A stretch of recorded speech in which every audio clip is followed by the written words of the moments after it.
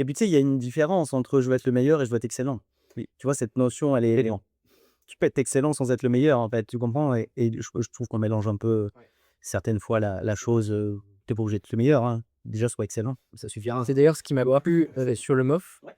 la notion du fait que ce soit un examen et non pas un concours, où tu as pas un gagnant qui est excellent et donc meilleur que les autres et les autres pourraient être excellents mais juste moins bons que le gagnant. Tu peux juste être très bon et donc excellent en l'occurrence, mais et il peut y en avoir 3, 4, 5 qui vont Oui. gagner chaque année ou des 0 fois 0 ou 0. comme c'est arrivé, dans des promotions chez moi. Ah oui, c'est vrai? OK.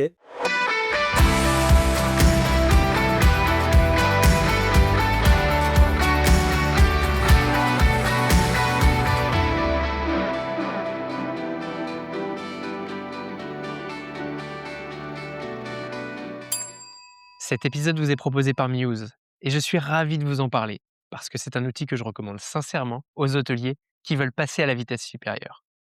Muse, c'est la plateforme de gestion hôtelière qui réunit tout ce dont vous avez besoin: PMS, POS, RMS, housekeeping et paiement. L'objectif: automatiser les tâches répétitives à faible valeur pour que vos équipes puissent se concentrer sur ce qui compte vraiment, créer des expériences mémorables pour vos clients.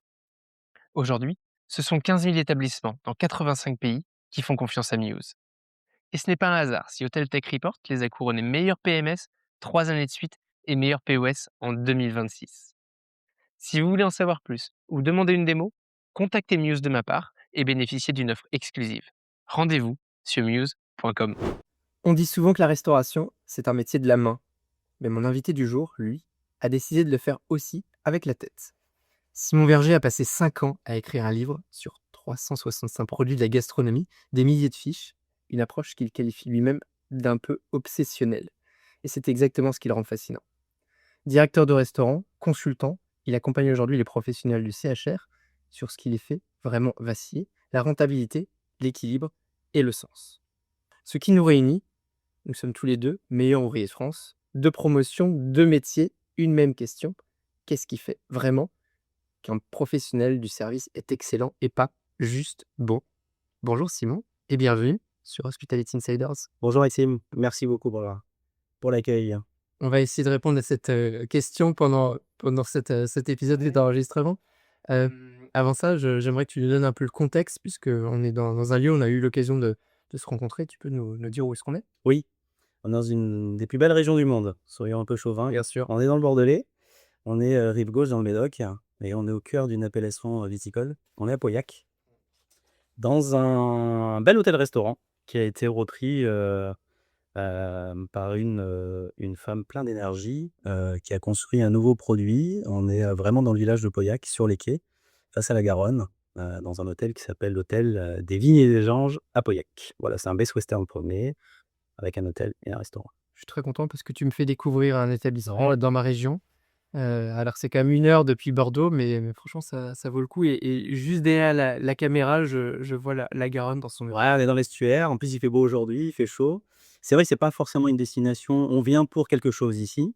Donc là, on vient en général pour le vin, pour le tourisme, pour se balader. C'est peut-être une région un peu sous-cotée. Il fait bon vivre ici dans le Médoc. Il y a des bonnes tables, il y a des bons vins, très bien. j'aime bien venir ici. Parfait. Écoute, c'est pas vraiment un guide touristique, mais je suis avec un expert du lieu, donc j'en profite pour prendre un peu les bonnes adresses. Tu m'en garderas quelques-unes Avec plaisir. pour tout à l'heure. Et donc toi, tu travailles ici, tu viens là Oui, régulièrement? je viens là, régulièrement, j'accompagne les équipes, enfin j'accompagne la propriétaire, mais à travers, les équipes, plutôt sur l'opérationnel, de la formation. J'étais là pour l'ouverture, parce qu'il y a eu, plus d'1 an et demi de travaux. Donc elle a repensé, le produit, elle a repensé, les équipes et elle a besoin d'un peu d'aide sur du conseil, sur l'accompagnement, sur la formation.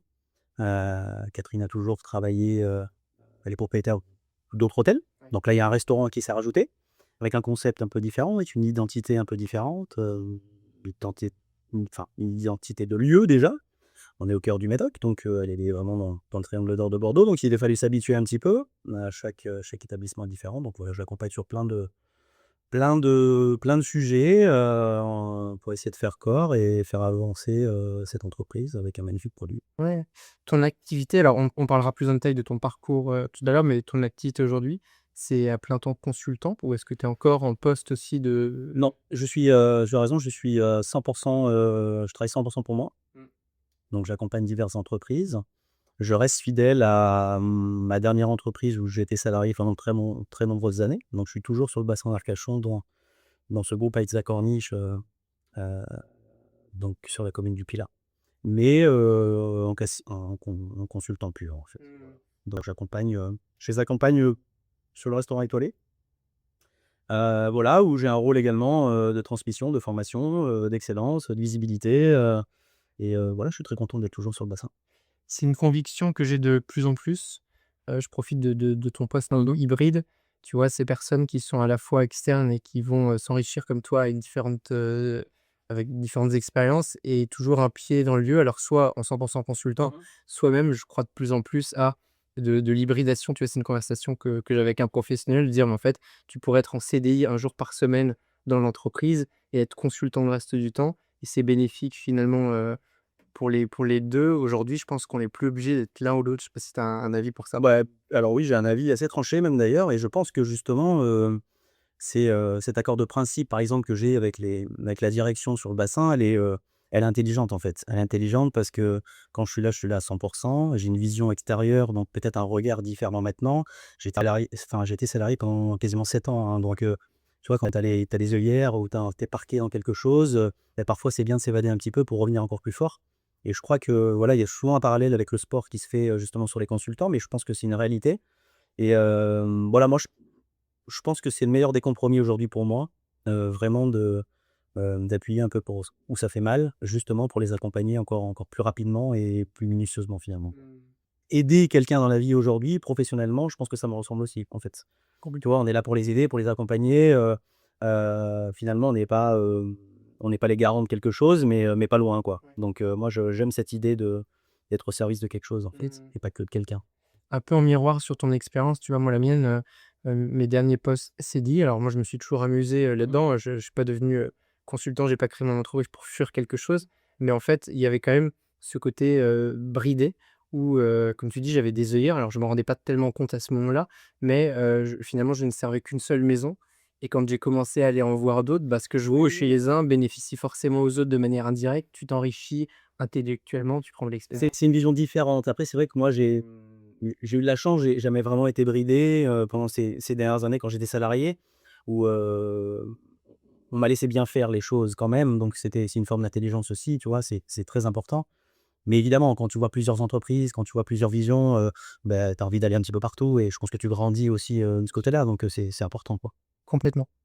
Est-ce que tu penses que ton métier, c'est un métier manuel ou intellectuel? Bonne question, les 2, mon capitaine. Ouais, les 2, même si moi je milite vraiment pour essayer de rendre notre métier un petit peu plus intellectuel qu'il n'y paraît ou qu'il l'est actuellement. Je pense qu'évidemment, il y a des tâches chronophages qui sont indispensables opérationnellement parlant, sur ce côté manuel, ouvrier, on sait de quoi on parle tous les 2. Oui. Maintenant je pense que il est assez facile de s'endormir dans une salle de restaurant, tu vois? Je pense que c'est facile de s'essouffler un petit peu donc pour redynamiser un petit peu la profession et qu'avoir un espèce d'exutoire un peu professionnel, je pense qu'il faut se mettre des contraintes psychologiques et intellectuelles et moi je milite vraiment pour la valorisation des métiers dits de service par la connaissance et le savoir. Je pense que c'est une des clés, je pense que c'est une des clés de réussite, dans le temps en tout cas.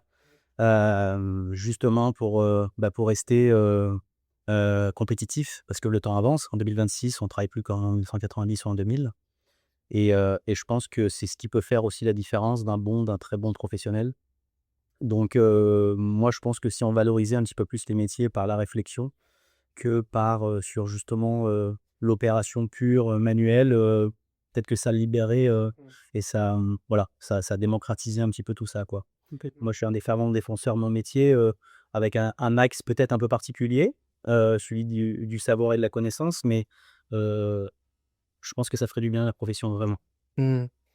Probablement pas qu'à la profession de restauration, hein, évidemment, mais même si on va préciser ça.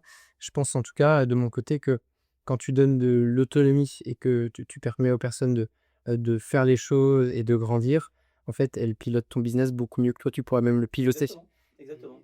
Et ça, c'est une parole pour, tu vois, les leaders, les dirigeants qui nous écoutent, c'est vrai.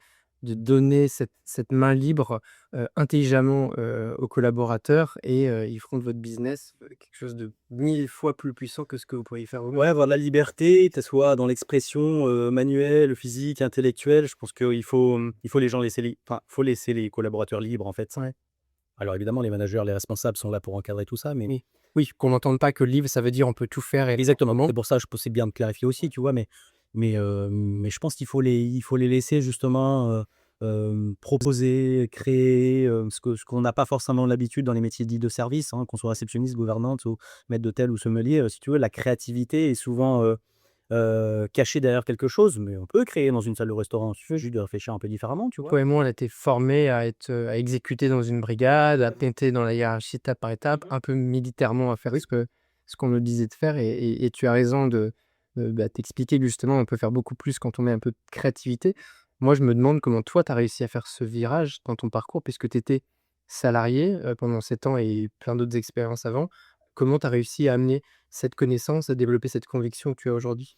C'est vraiment finalement comme un inventaire, tu vois? Un estampille. À un moment donné, je me suis dit: «OK, qu'est-ce qui me manque peut-être à moi déjà, pour pouvoir continuer à avancer, à progresser, à me sentir bien et à avoir envie de continuer, dans cette quête de l'excellence?» Et beh, je pense que c'était, peut-être finalement, le résultat de ma personnalité, j'ai envie d'en savoir enc un peu plus et j'ai envie d'être le prolongement peut-être, d'une brigade ou d'un chef, j'ai envie d'être un peu l'exception à la règle et puis c'est aussi un constat, par rapport aux nombreux concours que j'ai pu faire, où la réflexion est beaucoup plus mise en avant que la praticité pure. Ah oui.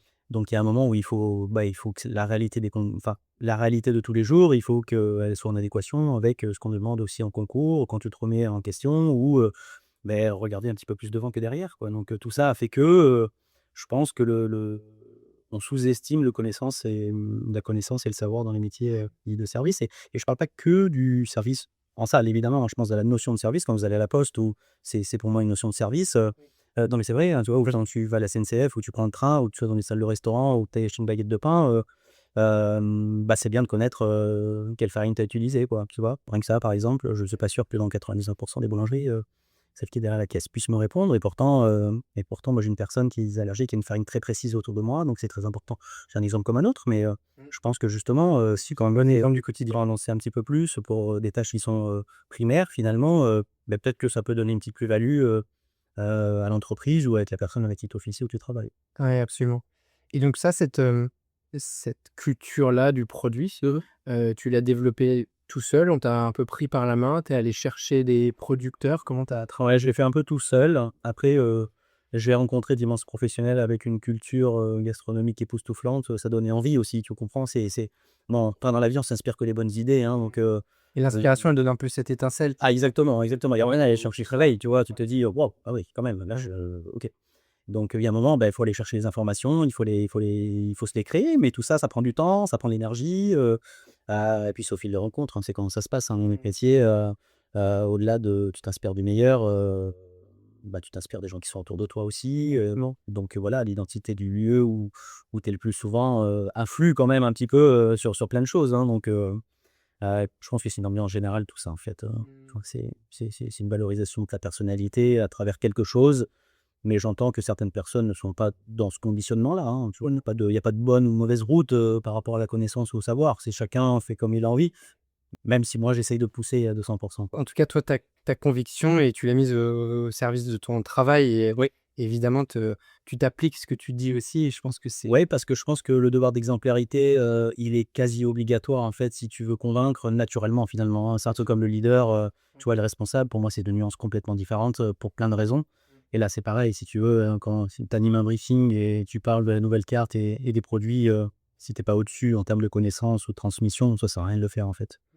Donc évidemment, il faut s'auto-appliquer, sinon il y a pas de sens. Je partage complètement cette notion de du leader exemplaire et à mon avis, c'est le meilleur moyen d'emmener les hommes et les femmes, derrière Faut rien que tu as raison, pour que tirer une équipe, vers toi, il faut que toi, tu donnes envie déjà et puis, que tu expliques, que tu justifies, que le pourquoi du comment finalement. Toi, c'est hyper intéressant de dire, moi je conçois qu'un jeune ou un apprenti vienne me voir en me disant: «Simon, mais ouais, ça sert à rien en fait, pourquoi?» Moi j'ai eu des profs de maths autour de moi toute ma vie, j'ai jamais compris pourquoi on parlait de certains théorèmes, etc. Jusqu'au jour où quelqu'un m'a expliqué le pourquoi du comment. Bon, je me suis dit, ok, tu vois, tu as un regard un peu différent. Et ben, je pense que dans notre métier, c'est pareil, en fait. Je pense qu'il faut expliquer, il faut prendre le temps, chaque collaborateur a sa personnalité, donc il faut, il faut, il faut aider les jeunes, en fait. Complètement. Tu parles de certains qui deviennent les meilleurs, de devenir excellents.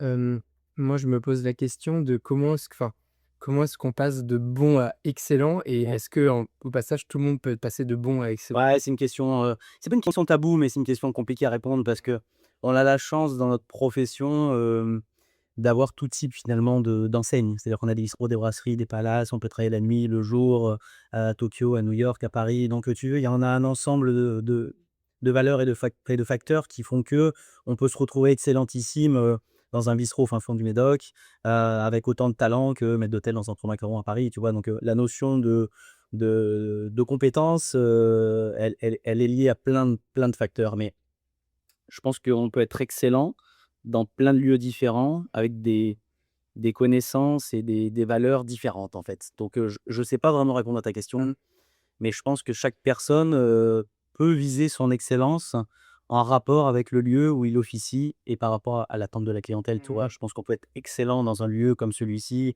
un bistrot au cœur du Médoc. On peut vraiment être pointilleux, être vraiment, côté laser sur l'attente, de ta direction, ton consultant et ton client.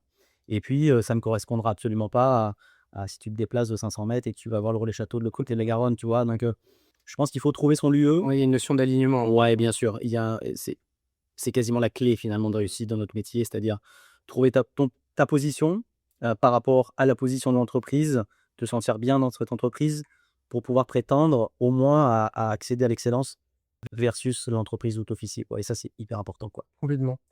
Moi, ma conviction là-dessus, c'est que je pense qu'il y a d'abord un état d'esprit. C'est que ne deviens pas excellent, n'importe qui, il faut le vouloir et vouloir, c'est pas juste dire, «Je veux être excellent». C'est derrière, tu vas se mettre à l'œuvre parce que, et on l'entend, hein, quand tu racontes un petit peu, les diverses anecdotes, c'est un travail, une remise aux questions du quotidien et c'est pas, «Je veux être le meilleur». Alors pourquoi pas, ça peut être une motivation, en tout cas moi, c'était pas la mienne, mais c'est je veux progresser et je me satisfais pas du tout du moyen ou même du bon. Ouais, et puis tu sais, il y a une différence entre je veux être le meilleur et je veux être excellent. Oui. Tu vois, cette notion, tu peux être excellent sans être le meilleur, en fait, tu comprends? Et je trouve qu'on mélange un peu Ouais. certaines fois la chose, tu pas obligé d'être le meilleur, hein. Déjà, sois excellent, ça suffira. C'est d'ailleurs ce qui m'a plu, sur le MOF, Ouais. la notion du fait que ce soit un examen et non pas un concours, où tu as pas un gagnant qui est excellent et donc meilleur que les autres et les autres pourraient être excellents mais juste moins bons que le gagnant. Tu peux juste être très bon, Exactement. et donc excellent en l'occurrence, mais et il peut y en avoir 3, 4, 5 qui vont gagner chaque année ou des 0 fois quoi. 0 Ou 0. comme c'est arrivé, dans des promotions chez moi. Ah oui, c'est vrai? OK. Bah, En fait, enfin, nous en réception, donc la classe existe depuis que 2015. oui, On est 2 à avoir le titre. ouais, Il y en a eu une en 2015 et moi-même en 2023. c'est ça. Donc 2019, 2018-2019, tout à fait. Bah, il y a eu personne, parce que alors je vais pas les détails, de oui, oui, la oui. jurification, mais on a considéré que personne n'avait le niveau. Mais ça, je trouve que c'est valorisant. Tu comprends? Moi, je suis contre le fait de dire, «J'amène un quota», en fait, tu vois? Parce que je trouve que ça embellit pas la profession. Tu as les qualifications des demi-finales dans toutes les disciplines, mais dans les métiers de bouche, après je connais pas vraiment le reste, mais dans les métiers de bouche, c'est-à-dire, tu as 50, 60, 100 candidats, dans les qualifications de la demi-finale, j'en amène 10 en finale. Non, tu amènes une excellence déjà de la finale, tu vois? Bah, il y a des notions comme ça où il faut Ouais, bon, c'est chaque président de classe, quand même et complètement et justement, parlons un peu du MOF et de ta classe. Toi, tu es devenu, MOF, c'est donc, art de la table, ouais, de maître d'hôtel du service et des arts de la table, c'est la dénomination complète. absolument en 2019, Ouais. justement, cette fameuse année. Hem Alors évidemment, je ne vais pas refaire toute la tirade sur, l'exigence que ça peut représenter, et beaucoup de nos auditeurs connaissent le métier. On a eu pas mal de MOF dans ta classe, il y a eu Denis Ferraud, Super. en meilleur ouvrier de France, j'en ai pas mal en cuisine, sommellerie, je pense à Xavier Tuisa, notamment. Hem, mais moi, je voudrais essayer de comprendre pour toi ce que ça t'a appris sur toi-même, cette prépa au MOF. Voilà, un peu la transformation de Ouais, aussi immergé avant-après. alors moi, j'ai travaillé un peu, bon, j'ai fait des erreurs de préparation et cetera, mais c'est normal. Moi, c'était ma première re présentation aussi, à ce concours-là, et très vite, je me suis enfermé dans un peu tout seul, en fait. J'avais envie, j'avais ma ligne directrice, ma ligne de conduite, je voulais pas forcément en sortir, Puis finalement, je me suis rendu compte que c'était une ânerie, donc du coup, je me suis fait aider, mais vraiment par que certaines personnes dont j'avais vraiment confiance. Je voulais vraiment que ça me représente, je voulais surtout pour la finale, je voulais que ça avoir mon ADN vraiment jusqu'au fond de l'assiette et donc je me suis pas éparpillé du tout, mais c'était un combat quand même. C'était un combat social, c'était un combat, familial, c'était un combat, C'est-à-dire? d'énergie, j'ai un peu tout mélangé à un moment, ouais. Encore une fois, tu te rends pas forcément compte, c'est pour ça qu'il faut que quelqu'un te tire les cheveux un peu de temps en temps, hein, parce qu'il faut tirer les oreilles et du coup, Beaucoup. ouais, et encore, je trouve que ça stabilise là. Il y a 4-5 ans, j'étais à peu près comme ça, j'étais un peu inquiet. Du coup, je suis moins inquiet maintenant. Je me dis que ça bouge pas en ce moment. Mais bon, ouais, c'est toute ma famille est chaude, donc ça va pas tarder non plus. Mais je le vis bien, je t'assure, hein, la quarantaine, c'est fait détente. Ouais, ça, c'est un beau message de baiser, c'est ne vous inquiétez pas, ça c'est rien ça. Ça n'empêche d'être excellent. Ouais, c'est un détail, c'est un détail, même si les détails ont leur importance. Et ouais, non, je l'ai pas super bien vécu ma préparation en fait. D'accord. J'ai super bien vécu, les moments par contre, les jours J, tu vois? Mais les préparations ont été très dures, pas forcément, engendrées par un stress, nauséabond ou une peur de rater ou parce que tu vois, tu peux avoir peur de mal faire. En fait, moi, j'avais pas peur de mal faire, je voulais juste bien faire, en fait, tu vois? Et j'aurais pris ce problème dans ce sens-là, peut-être que j'aurais été un peu plus libre, un peu plus heureux, tu vois, dans ma préparation où je me suis mis une charge psychologique et mentale de travail tellement lourde, en fait, que j'ai pas pu tout gérer comme j'aurais voulu le gérer. Et justement, ces deux trois amis, qui ont pas forcément, à voir avec notre métier d'ailleurs, qui m'ont donné un coup de main justement pour un regard complètement extérieur, tu vois? Un prof de théâtre qui m'a donné un coup de main, un prof, qui enseigne la philosophie à la fac, qui savent pas la différence entre une carotte et une banane et en fait, c'est ce qui m'a aidé, je pense.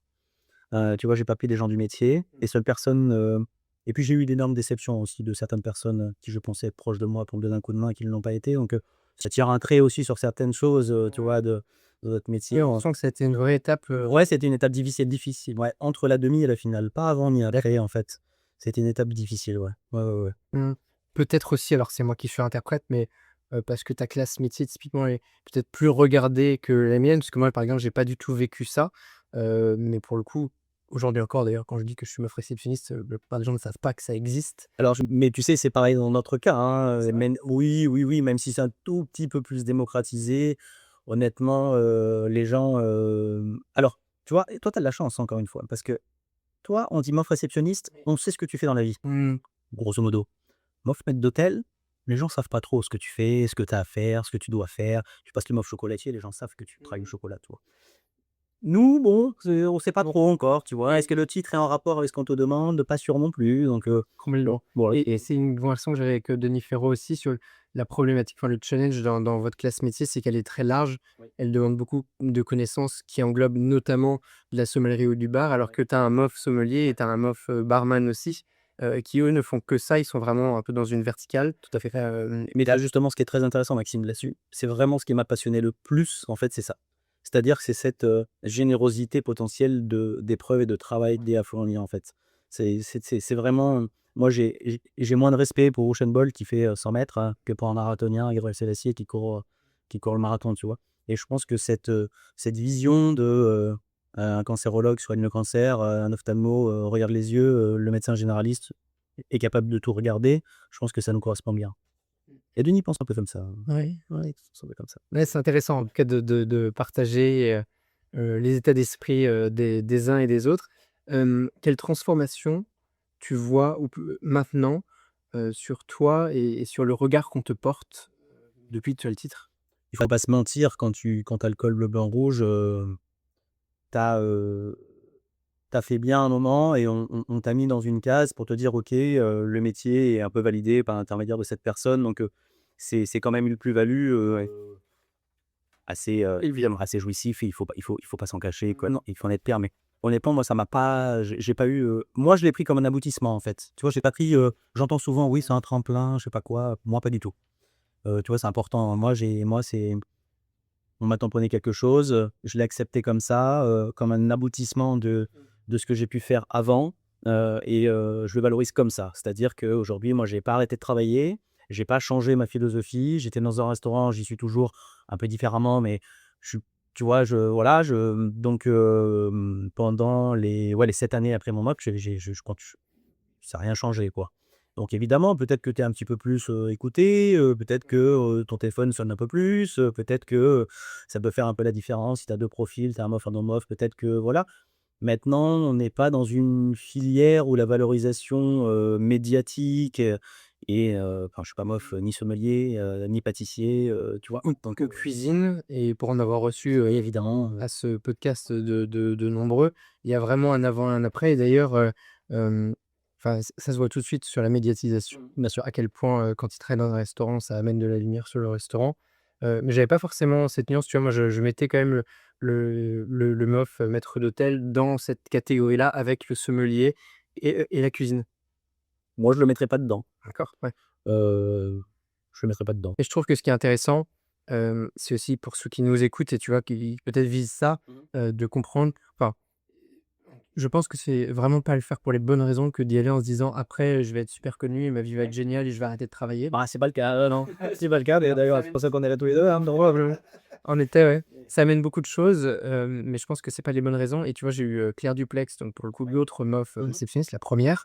re Elle, c'est assez, intéressant, le parcours qu'elle a, donc plus de 10 ans après son titre où elle a continué de gravir étape par étape et elle a pris ce temps-là et on en a discuté à la fois sur ce podcast et je l'ai reçu sur un des lives de mon académie où elle expliquait, bah, aux jeunes qui étaient présents dans le live, disant voilà de prendre le temps, de maîtriser chaque étape et certes, tu as été reconnu à un moment pour ton expertise sur quelque chose, et ça ne veut pas dire que tu maîtrises tout ce qu'il y a autour et continuer d'apprendre. ça, c'est très intéressant ce que tu dis parce que moi, j'ai vu des personnalités, des métiers de la salle, hein, extrêmement forts, pointilleux, rigoureux, disciplinés et cetera en concours.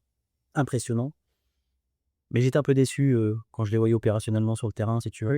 Ouais. Tu vois, il y a une notion de: «Je valide quelque chose, je deviens MOF». L'État, et nos pairs, nous valident. Maxime, Simon, très bien messieurs. Maintenant, qu'est-ce qu'on en fait de ce titre, en fait? Tu vois, comment tu le valorises toi? Quelle est ta personnalité? Qu'est-ce que tu veux en faire, en fait? Et c'est pas si simple, hein, tu vois, du jour au lendemain, tu vas pas quintupler ton salaire et on va pas te monter, tu vois, donc non, il faut rester un peu lucide là-dessus. En tout cas dans nos professions, dans nos, métiers. Moi, voilà, j'avais pris la décision de changer d'entreprise, avant la finale des derniers Maratons, donc ça a absolument rien changé, à ma vie. Heu, Derrière, j'ai été salarié, pendant très longtemps, évidemment que, heu, ça aide sur certains points, évidemment que pour le recrutement, quand tu as un meilleur trans qui t'appelle sur Turan, évidemment que pour les jeunes, il y en a, à qui ça les fait encore rêver. Mais c'est pas bien, parce que moi, ça m'a fait rêver à l'époque. Ils arrêtent un magnifique ça reste, un label quand même, absolument incroyable et enfin moi, j'en rêvais, hein, tu vois? C'est vraiment j'en rêvais. Donc Non, je te cache pas que quand en 2015, on a ouvert le MOF classe réceptionniste, ma vie s'est illuminée parce que quand j'étais en école hôtelière, j'ai dû faire le difficile choix de l'hébergement ou de la restauration. Tu sais, à un moment, tu as ce Ouais. choix de parcours. Je suis allé, vers l'hébergement, ce qui a brisé le cœur de mes profs de restauration parce que j'adorais la restauration et j'avais envie de grandir là-dedans. Hem, donc j'étais bien content parce que je visais un jour ce Graal. Bien Alors sûr. viser, c'est un grand mot, mais j'en rêvais en tout cas, peut-être d'un jour, devenir un des meilleurs roues de France. C'est comme beaucoup de jeunes qui rentrent en école. Moi, je les côtoie. Toi aussi, d'ailleurs, je crois que tu es à Ferrandi, toi, tu Ouais, à Rennes? ouais, je pars en Ferrandi, À Ferrandi, Bordeaux. Ferrandi-Bordeaux, ouais. J'enseigne. Ferrandi-Bordeaux et le monde également, ouais. On a les mêmes jeunes, tu vois? Ils regardent avec, des étoiles dans les yeux en se disant, bah, ils ont envie de tendre vers ça. Donc là encore, je pense qu'on revient sur cette notion d'inspiration. Hem, Ça doit pas être la seule motivation et ça voudrait dire qu'après quand tu aurais, le col bleu, blanc, rouge, tout s'arrête. Ça n'est pas le cas et je pense que c'est une continuité. Non, c'est pas le cas et puis on peut vite oublier aussi il faut se bagarrer quand même, hein, alors ça t'ouvre quelques portes, ça t'aide, oui, peut-être ou pas, je sais pas. En tout cas, voilà, moi je l'ai pris vraiment comme une récompense, qui m'a dit: «OK Simon, tu as bien travaillé sur ça, ça et ça, point, ça s'arrête», tu vois? Maintenant il faut voir, faut continuer, quoi et donc évidemment on te valorise, souvent parce que tu as un petit col bleu, blanc, rouge et cetera mais il y a d'immenses professionnels qui sont à côté de nous tous les jours qui ne l'ont pas et bon, voilà, c'est enrichissant pour eux aussi. Complètement. Tu dirais quoi à, ces jeunes ou moins jeunes, en tout cas ceux qui sont dans cette dynamique d'apprentissage, aussi bien sur le MOF, mais pas que, on parlait d'excellence tout à l'heure. Tu leur donnerais quoi comme conseil justement pour, avancer dans cette recherche d'excellence? Ouais, c'est même chose, c'est une question, compliquée, hein, J'ai pas dit que je connais avec elle. c'est une question compliquée parce que chaque, personnalité a encore une fois son approche de cet équilibre de vie, en fait, qu'il faut arriver à concilier et pour justement être un grand professionnel, il faut être bien dans ses baskets, il faut être bien dans sa vie, et ça, je pense que c'est hyper important. Mais je pense qu'il faut, ouais, les jeunes, moi je leur dis souvent, prenez votre temps, hein, prenez votre temps, faites preuve de résilience, entourez-vous des bonnes personnes, écoutez les bons messages, et puis, après c'est vous qui allez faire, qui allez décider de ce que vous allez faire, hein. C'est eux qui vont décider, c'est eux qui vont lâcher ou pas, c'est eux qui vont écouter ou pas, c'est eux qui vont prendre des raccourcis ou pas, ouais, ouais, c'est donc maintenant, faites les choses bien tout le temps, soyez pas les meilleurs, mais soyez bons, quoi. Soyez excellents, quoi. Encore une fois, moi le meilleur, la meilleure, les meilleurs, ça je n'utilise jamais ces adjectifs parce qu'ils ne correspondent à rien, en fait. Soyez juste excellent ou bon, en fait, ça suffit, en fait. Vraiment, ça suffit. Ouais, ouais. Ça suffit, quoi. Et aligné avec qui vous voulez être pour revenir sur La personnalité, c'est l'homme qui décide, hein. Ouais. Tu sais bien que on parlait du mof juste avant, mais dans la vie, c'est valable aussi, la personnalité quand même, est inconditionnellement liée à une réussite. C'est impossible, on juge ta personnalité aussi, même si on juge un numéro le jour J, on juge, ta façon non verbale, les expressions, on juge, il faut faire longtemps pour la juger et ça prend quelques secondes, donc il faut il y a un côté où on peut le travailler ou pas, enfin, tu vois, il y a la personnalité rentre en ligne de mire, quoi qu'il arrive dans ces concours d'excellence, Ouais, quoi qu'il arrive. ouais, je suis d'accord avec ça. Dans cette lignée, toi, tu as écrit un livre. Oui. Je voudrais bien comprendre la genèse de pourquoi ce livre? Ouais, ouais, on me pose très souvent cette question et je comprends qu'elle puisse, parfois déranger même, mais c'est pas très grave. En fait, moi, je suis parti d'un constat, en fait. C'est un constat où, j'aurais aimé trouver, heu, ce type de livre sur, ma table de chevet, en fait, quand je révisais mes concours. On parlait tout à l'heure de la connaissance et du savoir. Je pense que c'est un des facteurs, moi, qui me tient en vie, professionnellement, hein, évidemment, dans la restauration. Donc, du coup, j'ai beaucoup, beaucoup, beaucoup, fait de fiches, de classeurs, de rangements, je me suis beaucoup cultivé. Je suis, à la bibliothèque François Mitterrand à Paris est mon meilleur ami, tu vois, j'ai été voir beaucoup de Miro et Trans, primeurs, charcutiers, bouchers, fromagers, où je me suis inspiré, où j'ai retenu et cetera et tout ça, encore une fois, dans une espèce de conquête, hem, d'accumulation de connaissances pour pouvoir prétendre peut-être un jour à un titre ou et cetera. Et puis j'en avais discuté avec un éditeur, lyonnais qui a fini par éditer mon livre finalement, qui est une petite maison d'édition, les éditions Libelle. Je fais un petit coup de pub, ils sont adorables. C'est une petite maison d'édition qui a parfaitement compris, le pourquoi du comment. J'ai voulu valoriser les métiers de la salle différemment. En général, ce genre de livres, sont plutôt écrits par des hommes de bouche, cuisine, ou pâtisserie et cetera. Mais moi, je pense qu'on peut valoriser les métiers dits de service par la connaissance. Donc, grosso modo, ce sont des fiches, un peu éclatées, hem, renforcées évidemment, qui reprennent, l'histoire, la géographie, les variétés, avec un impact, des bienfaits pour la santé, des 365 produits les plus couramment utilisés dans la gastronomie OK, française. c'est comme ça qu'il s'appelle 365? Ouais, il s'appelle comme ça, les 365 aliments de la culture gastronomique. D'accord. Voilà, édité par la Et il faut le lire dans un ordre, il y en a un par mais en fait jour mais ou? justement, c'est pas un livre qu'il faut lire, mais qui doit être lu à un moment donné, en fait. Tu le feuillettes, tu peux retourner dedans? Exactement, c'est-à-dire que c'est un outil pédagogique aussi. C'est un outil, qui peut aider au breaking, c'est un outil qui peut aider à un changement de carte, c'est un outil qui peut permettre de transmettre certaines informations. Hem, Là, la saison des framboises arrive, chef pâtissier crée dans un bistrot, la framboise. On regarde rapidement ce que c'est la framboise, avec toutes ses tonalités, voilà, période, s'il y a une petite variété, d'où ça vient.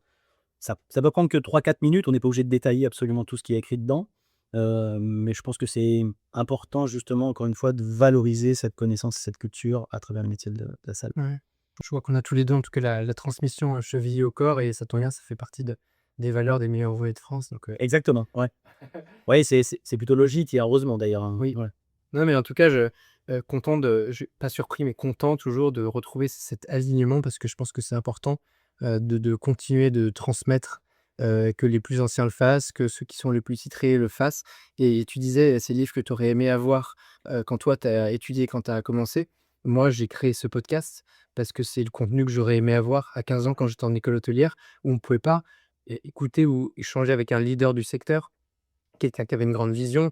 Il y avait même pas les réseaux sociaux et quand ils sont arrivés, si tu écris à un dirigeant, il y a peu de chances qu'il te réponde ou s'il te répond, c'est vaguement. Alors que là, tu te mets un épisode de podcast, bah, pendant 1 heure, tu peux comprendre l'état d'esprit, d'un, Simon, d'un grand chef, d'un grand dirigeant. C'est vrai et c'est une chance, ça. C'est une chance, ouais, c'est une chance, vraiment, c'est une chance.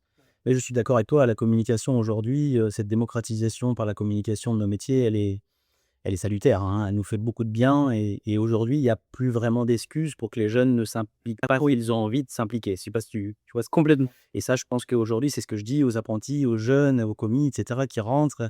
Je leur dis: «Attention, aujourd'hui, vous n'avez plus vraiment d'excuses. Si vous avez envie, si on vous explique la bonne trajectoire à prendre, si on vous accueille, si on vous épaule, si on vous, met dans les meilleures dispositions possibles, c'est vous qui allez décider, en fait». Parce que maintenant, il y a plus d'excuses Ouais. possibles. Et Je généralise un peu, mais je boucle la boucle sur le fait que, la différence entre le moyen médiocre et le bon ou l'excellent, va clairement se faire là parce que la connaissance étant accessible à tout le monde, c'est ceux qui vont être capables de la chercher, de l'utiliser, qui vont sortir du lot et qui vont progresser en continu. exactement et cette prise de conscience de se dire, «Je viens au travail, c'est peut-être déjà trop tard. Je travaille peut-être 1 heure dans ma chambre avant de venir au travail, peut-être que la plus-value, elle est là, en fait». Tu vois? C'est vraiment the cherry on the cake, quoi. C'est peut-être le petit détail qui va faire que je révise avant, j'arrive, je suis prêt. Peut-être que la personnalité aussi, tu vois, peut montrer un peu les pros de temps en temps, c'est bien, hein, sans être arrogant, mais voilà, ça fait pas de mal non plus. Une juste posture. Oui, je pense qu'il y a il y a un équilibre encore une fois, Je me permets une courte parenthèse. Si vous souhaitez aller plus loin que l'écoute et structurer concrètement vos pratiques, l'Académie Hospitality Insiders vous accompagne avec des formations, des ressources et une communauté de professionnels engagés. Rendez-vous en description pour accéder à l'Académie. On reprend. C'est un sujet que j'ai envie de creuser. Avant, je te propose une petite, pause, sur le podcast que j'appelle mots-clés contre bénéfices. d'accord? Alors, tous mes auditeurs, qui s'appellent des insiders, la connaissent très bien cette pause. Les règles sont simples, tu vas nous partager un mot-clé de ton choix, D'accord. utilisé par, les auditeurs en réponse à ma newsletter. La newsletter, elle s'appelle l'hebdo. Eh bien, ça déclenche un bénéfice de ton choix également. D'accord. Donc là, je dois te Donner et un mot-clé un et mot le bénéfice pour l'utilisation du mot-clé. et ben, je fais ce que je veux en bénéfice? Tu fais ce que tu veux.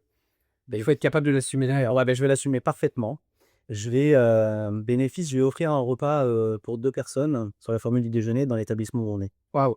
Ouais, tu vois, ça vient de sortir Ah comme ça. bah, on y va et quel est le mot-clé pour ça? Et le mot-clé, ça sera le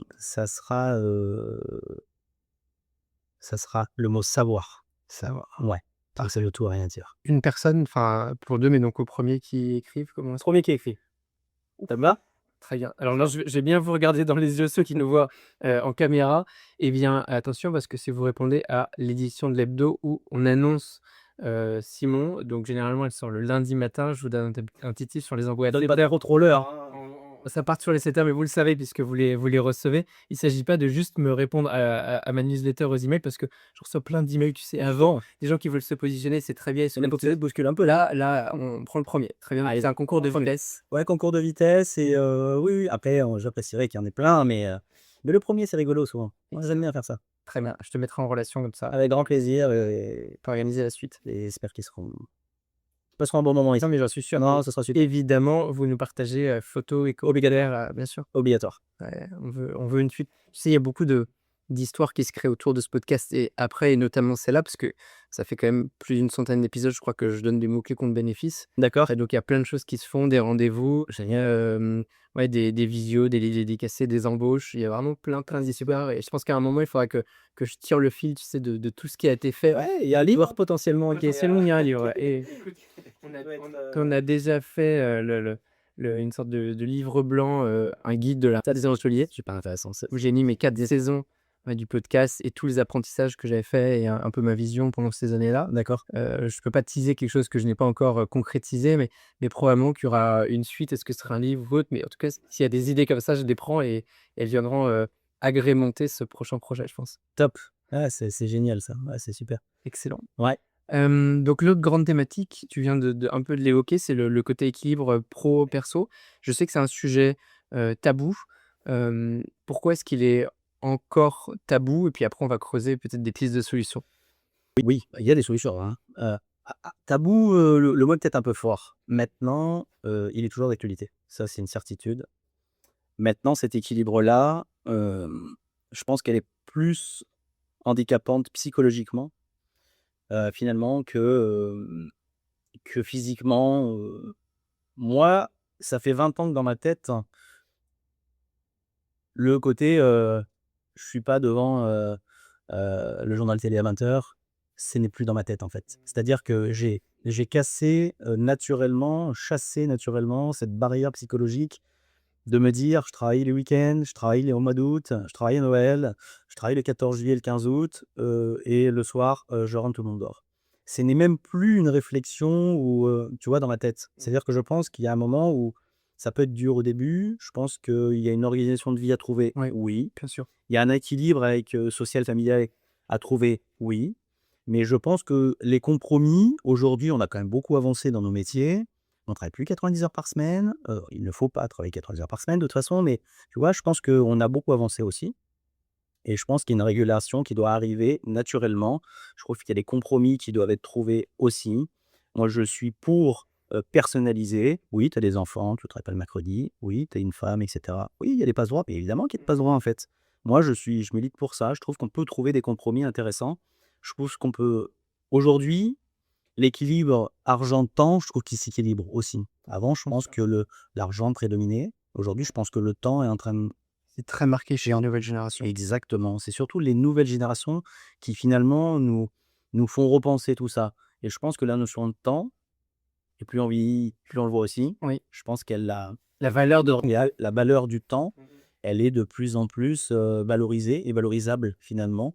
Donc aujourd'hui, je pense que on va avoir des solutions après, comme tu l'as dit, mais moi, je pense qu'il faut arrêter ça dans sa tête et organiser sa vie en fonction de.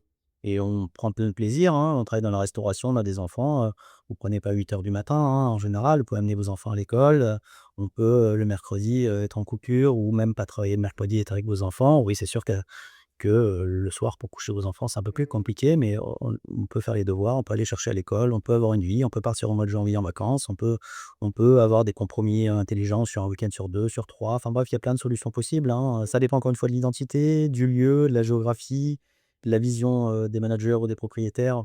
Il y a pas vraiment de solution miracle, hein. Mais en tout cas, moi, j'ai aboli dans ma tête le fait, de me dire: «Ah mince, je sais pas pour regarder le film ce soir». et je pense que c'est, peut-être la première étape et la plus importante de sortir de ça, sinon on est frustré.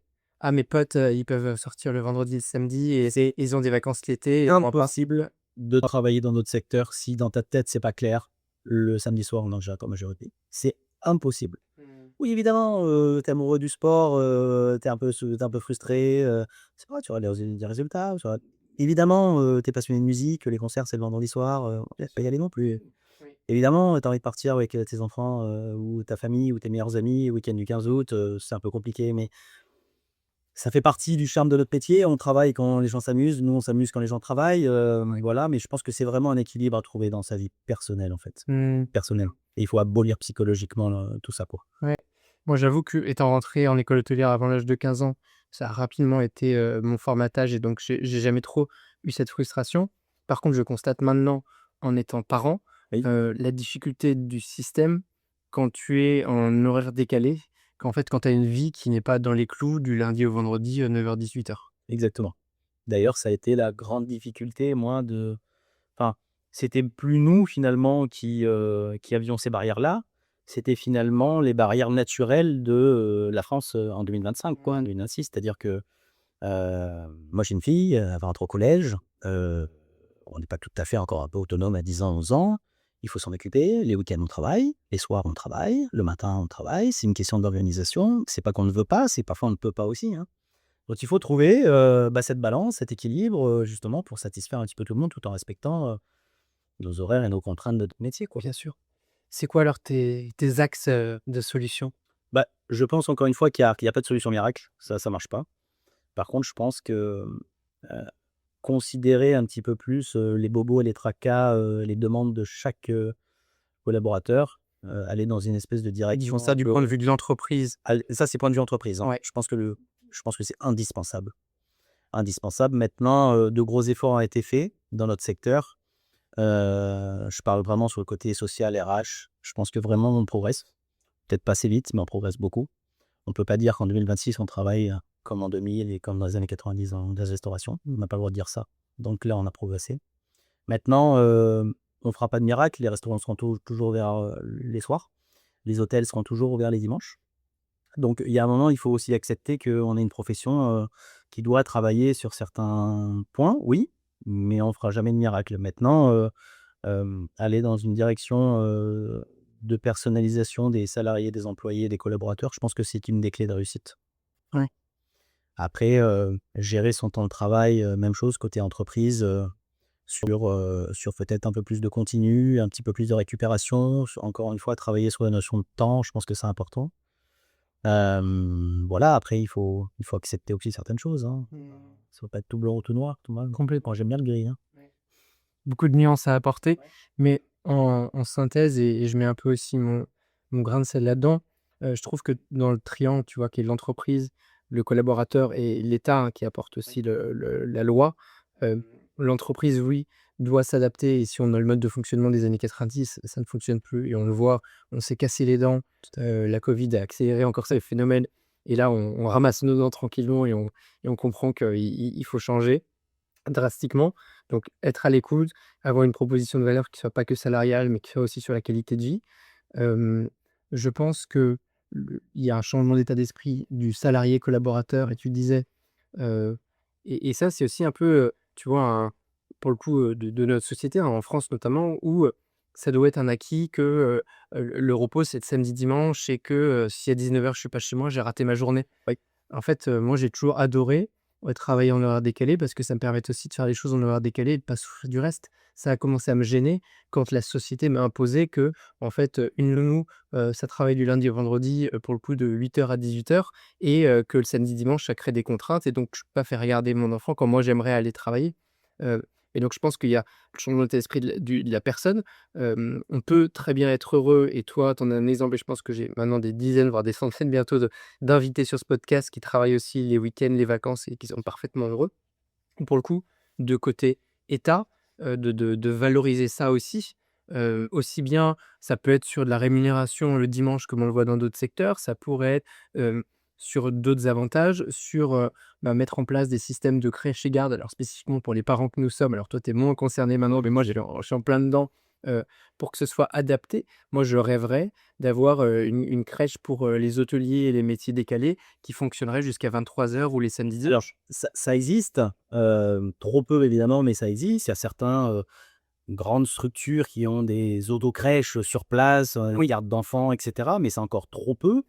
Heu, mais c'est trop peu, pas parce que ce n'est pas la volonté de certains hôteliers, c'est trop peu parce que l'État n'est pas là pour accompagner, juridiquement, structurellement, et cetera et cetera. Donc, je comprends qu'il faut des centaines et des centaines de normes et cetera pour accueillir des enfants, pour la sécurité et cetera, mais moi, je m'y suis intéressé sur un projet. Donc du coup, j'ai regardé un peu précisément parce que ça m'intéressait en tant que papa déjà et puis je trouve que c'était une vraie plus-value, en fait, pour l'établissement. Bon, mais ça, c'est pas fait.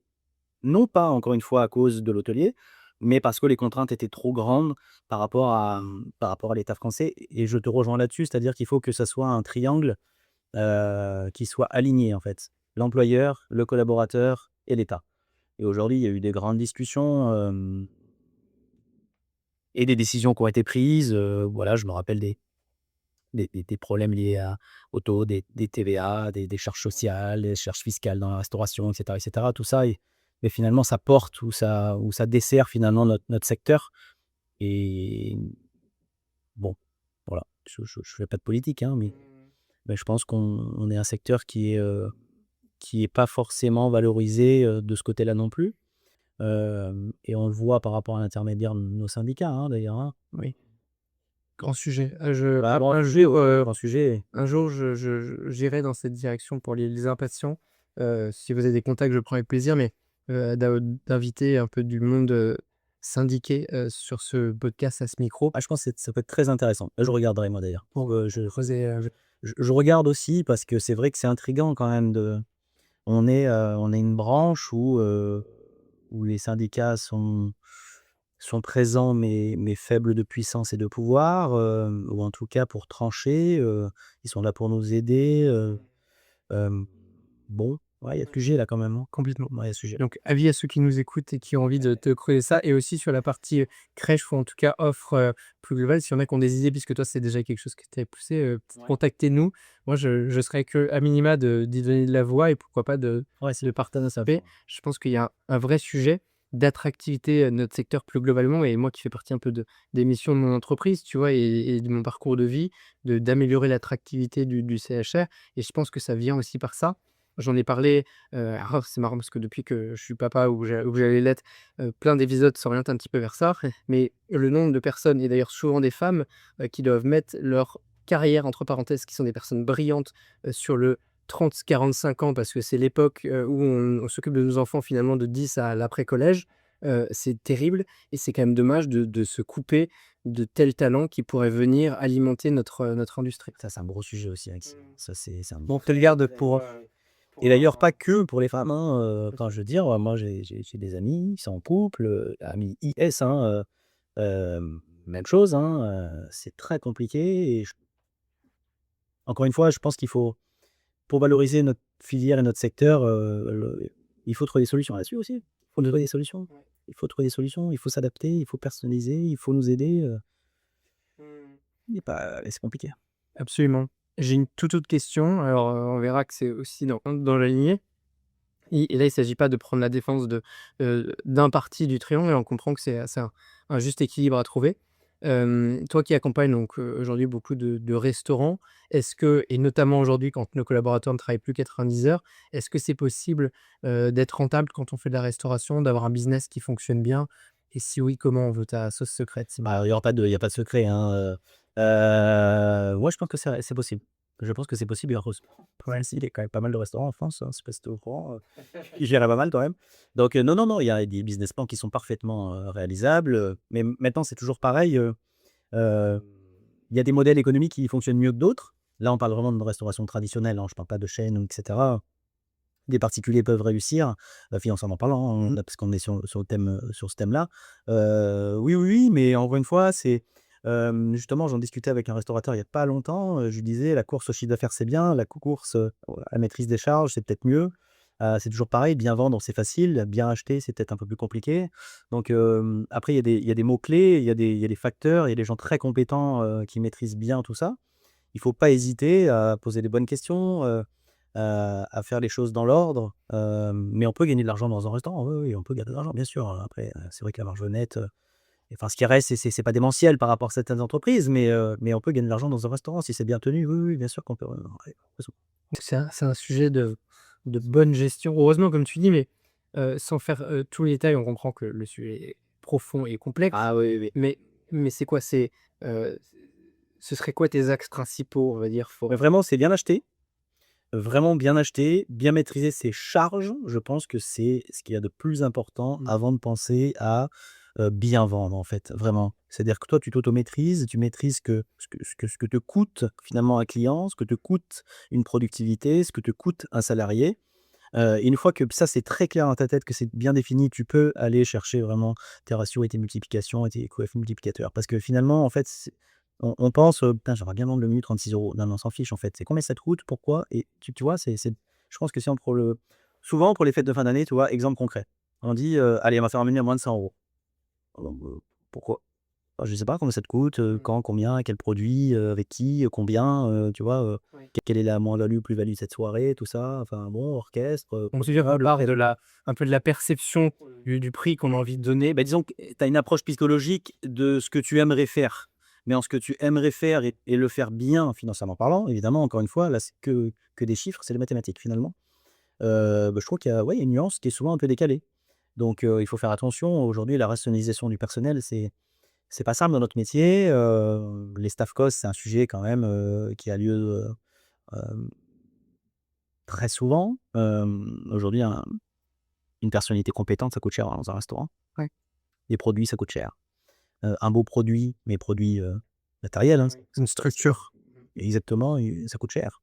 La communication, ça coûte cher, la commercialisation, ça coûte cher. Donc il faut vraiment faire attention. Évidemment que les marges sont peut-être un peu plus serrées, plus, l'excellence et la gastronomie, hem, est présente, c'est-à-dire qu'un restaurant gastronomique gagnera toujours moins d'argent qu'un bistrot et moins d'argent qu'une brasserie. Le volume fait que, l'identité de l'UE fait que, il y a des solutions quand même, vraiment, vraiment. C'est important la gestion. Carrément. C'est plus de mathématiques. Pour le reste, faites appel à Simon. Ouais, avec grand plaisir pour creuser ça. Et c'est pareil, c'est quelque chose, je m'y intéressais pas forcément énormément avant. Aujourd'hui, j'apprends tous les jours. Voilà, sur mes différents personnes qui me font confiance aujourd'hui, je travaille avec sur des très gros projets, donc il y a forcément une notion de rentabilité. Quand vous travaillez avec des architectes, des décorateurs, des cuisinistes, ou des ingénieurs, il y a une notion d'argent qui est naturellement, mais moi c'est pas du tout tabou, hein, moi j'en parle très librement, où du coup il faut faire attention à tout, il faut regarder sur tout. Quand vous travaillez avec des gros cabinets d'RH, du coup vous comprenez un petit peu plus comment ça fonctionne, donc Et quand tu commences à faire du conseil, où tu penses arriver sur ta niche, ta verticale, ton expertise, tu te rends compte qu'il faut être très 360 pour comprendre la globalité, sinon, là, je te cache pas Maxime que là je me suis cassé les dents au début un petit peu. bien sûr. Parce que je pensais maîtriser le mot qu'on m'appelait.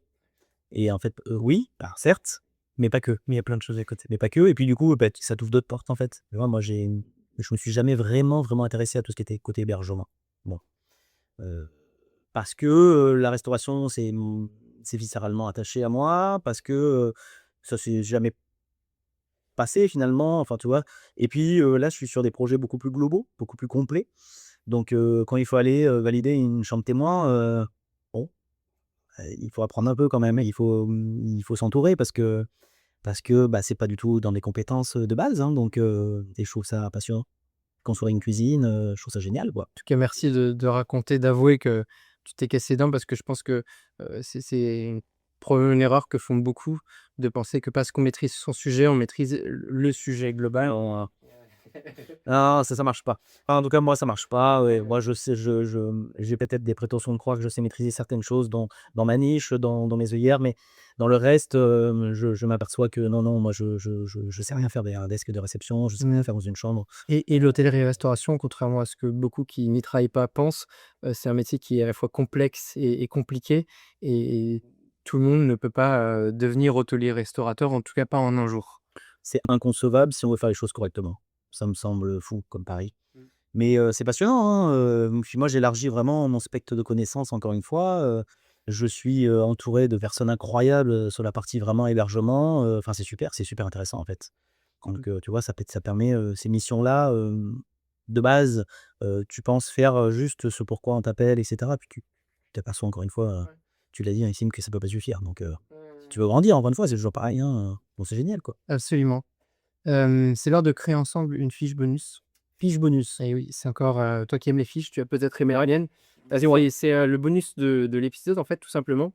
On va partager, dans le lien sous l'épisode, donc une fiche en ligne sur D'accord. laquelle on peut partager donc à nos insiders tout ce que tu veux, qui soit un document exclusif, une ressource un petit peu exclusive que D'accord. tu aimerais leur offrir. D'accord. Qu'est-ce que tu aimerais mettre? Ah, j'ai une idée Mmh. et il faut que je le dise maintenant? Oui. Comme ça les fera cliquer. Alors, j'avais une idée incroyable, je leur dis: «J'ai une idée Incroyable, mais oui, non, mais j'ai une idée incroyable, mais il faut que je demande l'autorisation à la personne, en fait. ah, Parce que je peux pas la valider sans son autorisation et je crois qu'à part moi, personne n'a vu ce texte encore. Si tu me fais confiance, je pense que ça peut être pas mal. Vraiment, très bien. mais vraiment. Profile-là, Ouais, tu me le dis vite d'accord. et nous, on communiquera là-dessus et puis ceux qui nous écoutent, qui nous regardent, Mais allez cliquer. ouais, parce que je pense que ça peut être très sympa. J'ai rencontré une personne. Et vous le direz si c'est vraiment sympa ou pas. Franchement, je pense, Si, parce si, que moi, j'ai vraiment assez bah, marre d'une je sais, moi, honnêtement, moi, ouais, ça aurait été cool. Il y a quelques années, on aurait, bref. Et j'ai rencontré une personne formidable. Euh, je, je pense que tu la connais en plus. D'accord. Et elle me devait un petit service. Et ce petit service s'est transformé en, une lettre poème qu'elle m'a adressée, mais avec un texte dingue. Waouh, Et ouais. tu me dis beaucoup trop là, Et je pense qu'il faut que je monte sur la réalisation parce qu'il y a des choses un peu personnelles si tu veux. Mais, mais je pense que ça peut être très sympa. ben, Parce que je lui ai promis qu'un jour je communiquerai dessus. C'est peut-être le moment, Maxime. ouais. Je t'invite à lui dire que si jamais elle ne partage pas, il va y avoir des milliers, et puis allez, soyons modestes, des millions de malheureux qui seront prêts à cliquer, là, qui ont envie de découvrir ce test, qui vont pas pouvoir aller plus loin. Bon, cette personne, c'est un homme. Déjà, je donne une petite indication. Voilà. Je m'arrête là parce que sinon je vais pas pouvoir me concentrer sur la suite de l'épisode. En tout cas, merci pour tout ce partage. On va rentrer dans les questions signature. Oui. Toujours les mêmes sur ce podcast. La première, elle est très simple. Quel est le meilleur moyen de te suivre?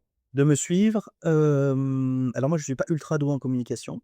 J'essaie de faire des efforts. Le meilleur moyen de me suivre, c'est soit Instagram, Ouais. soit, soit LinkedIn. J'essaye d'être un petit peu actif sur ce réseau. Voilà, On communiquera en te postant sur les deux. Dans tous les cas, c'est super, c'est il n'y super. aura que réagir et ce sera l'occasion de te contacter directement. Comme toujours, quand vous contactez l'invité, vous dites bien que vous venez d'Hospitality Insiders. Ça permet à tout le monde de savoir et encore une fois de créer des belles conversations après notre podcast. Je te propose un voyage dans le temps. Si tu pouvais voyager dans ton futur idéal, disons Futur. 10 ans, qu'est-ce que tu auras accompli? Dans 10 ans? 10 ans, 10 ans, 10 ans, 10 ans, ouais, 10 ans, je serai peut-être à la retraite, Maxime. Ouais, j'ai un objectif de partir plus tôt que prévu, parce que j'ai envie de faire plein de choses et que je ne peux le faire ou ne veux le faire qu'en pleine forme. Donc écoute, je sais pas si ça sera le cas, mais en tout C'est cas ambitieux. ouais, très ambitieux.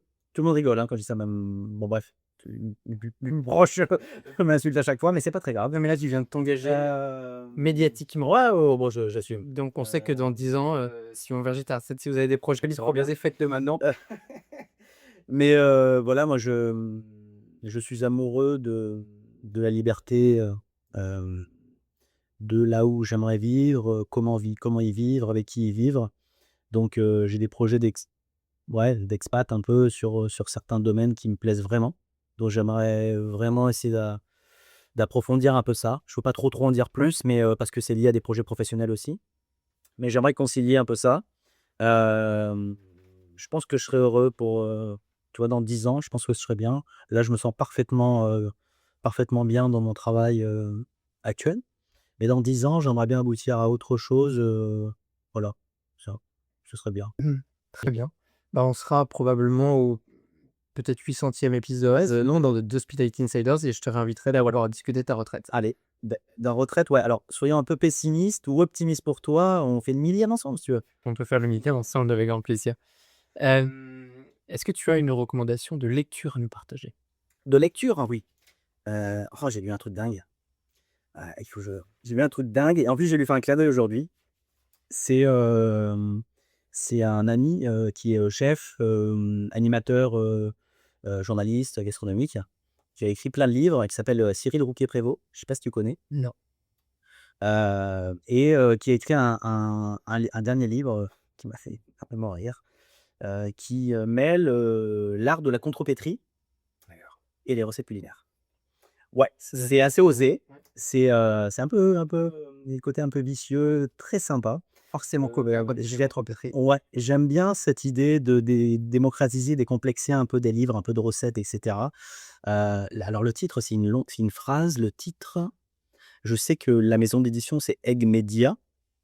Le titre, c'est De toute façon, on le remettra, dans ouais, l'épisode et ah ça y est, je crois que je l'ai. Je crois que c'est, parce qu'évidemment dans le titre, il y a évidemment, tu vois? Je crois que c'est la tourte, la tourte la tourte de caille, oui, la tourte de caille que j'ai mangée rue de la Paix, quelque chose comme ça. Voilà. je vous laisserai Avec une réfléchir contrepétrie sur le début. Voilà, j'espère que tu l'as bien dit parce que sinon la contrepétrie alors je suis pas sûr, mais paraît qu'il est voilà, c'est vrai, c'est très sympa, c'est ouais, puis j'aime beaucoup, c'est un mec top, un mec en or. On ajoute ça à la bibliothèque des invités. J'ai une Oui. grande bibliothèque, digitale Génial. dans laquelle on met tous les livres recommandés par tous les invités qui, pareil, est accessible sous podcast. Trop bien le lien aussi, donc tu vois, tu peux, aller chercher, maintenant des dizaines, d'ouvrages géniaux là-dedans. Dans cette lignée ou une autre, tu es pas obligé de nous faire une contrepétrie, mais est-ce que tu aurais une citation à nous partager? Une citation, ouais, j'en ai une rigolote aussi. Donc comme on est dans la régularité, très bien. Il y a, une ancienne actrice américaine qui s'appelait, parce qu'elle est décédée il y a pas très longtemps, Elizabeth Taylor. Je sais pas si tu vois qui c'est, qui a été oscarisée, hein, une grande actrice, qui a fait de nombreux films, et elle était souvent en autodérision. Elle était très médiatique aux États-Unis et en autodérision parce que, elle a toujours assumé d'être une femme à homme. De très nombreux mariages, ouais. Et un jour, sur un plateau télévisé ultra sérieux, elle a dit cette citation. Elle a dit: «Le mariage, c'est comme un très long menu au restaurant». Elle a dit: «Faut attendre la digestion pour savoir si c'était un bon choix». Je trouve ça rigolo. Je trouve qu'il y a un lien avec notre métier qui est assez fun. Et ouais, ouais, ouais. Et, ouais, dans une dernière, enfin, j'ai fait une petite écriture il y a pas longtemps, et j'avais mis cette citation parce que je trouvais ça rigolo, et je trouve ça marrant. Je trouve ça rigolo, et puis voilà, pour mon histoire personnelle, il y a des petits clins d'œil aussi, c'est marrant. Parfait, on prend. Ouais, et on garde avec grand plaisir. Après toi, pour nous parler de tous ces sujets passionnants, qui est-ce que tu aimerais voir et entendre sur Hospitality Insiders? Ah, très bonne question. Très bonne question. Très bonne question. Dur de choisir. Ouais, ouais, ouais, ouais, ouais, ouais, Tu carrément. vas forcément faire des blessés, j'aime autant te le dire. Oui, mais c'est pas grave. C'est pas grave. Hem, tu as déjà invité un vigneron ou pas? Ça t'intéresse? Ça m'intéresse. Je crois pas que j'ai eu de vigneron. On a parlé, vigne et vignoble. Ouais, tu as eu des sommeliers? J'ai eu des Ouais, bien sommeliers. sûr. J'ai eu Jérôme Schilling avec, Ouais, très bien. qui en a parlé donc beaucoup de vignes, dans ce Ternay. Après, je n'ai pas eu de vigneron à proprement parler, quoi. Non, ce qui pourrait être intéressant, c'est moi, j'aime tellement tout ce qui se boit. Je trouve que c'est des arts tellement complets, tellement incroyables. En ce moment, par exemple, se déroulent, les qualifications pour le Miro et Trans, barman. Je trouve que c'est un métier incroyable. Même chose, qualification pour le métier de torréfacteur. Je trouve que c'est des métiers, tellement nichés, certes, mais tellement fantastiques. Ce serait bien que tu invites un un des meilleurs trans torréfacteurs, par exemple, ou Tu as bartender. un tu as un nom? Bah, en bar, moi, j'apprécie vraiment le professionnalisme de Jérémy Loyer, par exemple, qui est pour moi, d'ailleurs le seul, un des il était tout seul d'ailleurs, un des merveilles trans, On est de la Verne Promotion 2023. exactement. Bah, voilà, Jérémy, par exemple, le collégien qui se bat vraiment pour démocratiser et faire la promotion de son métier. On se connaît pas beaucoup avec Jérémy, on s'est vu, 1 ou 2 fois, mais je le trouve à chaque poste qu'il fait ou chaque intervention que c'est des mecs comme ça qu'il faut pour défendre, certaines valeurs de leur métier. Et en plus, ce n'est que pour, le valoriser encore plus, mais il est dans la région. Exactement, exactement, et c'est vrai, c'est un sud-ouestiste aussi, il est de Mont-de-Marsan, non? Crois-moi que Il faut que tu fasses un mais c'est épisode. comme avec Simon Verger, tu sais, c'est pas toujours facile de trouver, c'est vrai, la synchronisation et le calendrier, mais je m'engage à ce que, au moins je le relance Allez, et avec plaisir pour, non, avoir la c'est une personne très bonne avec idée. Jérémy, je pense qu'on On a besoin d'énergie comme ça dans nos métiers, c'est important. absolument. C'est l'heure de conclure cet épisode.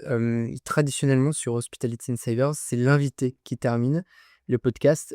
Grande chance à toi, tu vas pouvoir dire tout ce que tu veux puisque c'est le seul moment de l'épisode où je ne rebondirai pas sur ce que tu diras, peu importe ce que ce sera. Donc si tu avais un tout dernier message et je t'invite à regarder de ce côté-ci pour le faire passer aux insiders, quel message serait-il? Un message très simple finalement, moi j'ai la chance de faire ce que j'aime, aujourd'hui, plutôt librement comme j'ai envie, et ça c'est ma plus grande réussite, ma plus grande fierté, ma plus grande force. Donc si vous êtes vraiment, arrogant mais positivement de travail, si vous avez envie de réussir, socialement, familièrement, financièrement dans nos métiers, la restauration c'est possible, l'hôtellerie c'est possible. Donc il faut y croire, il faut se bagarrer, il faut écouter. Voilà mon petit message de positif. Je trouve on même en 2026, on sous-valorise encore, notre secteur. Moi, pas du tout. Si vous avez aimé cette vidéo, vous allez adorer mon livre blanc. J'y ai condensé des dizaines d'épisodes, des centaines de conversations et ma vision d'artisan hôtelier. C'est la quintessence de 20 ans d'expertise à travers mes invités. Pour l'obtenir immédiatement, cliquez sur le lien en description. Notre aventure ensemble ne fait que commencer.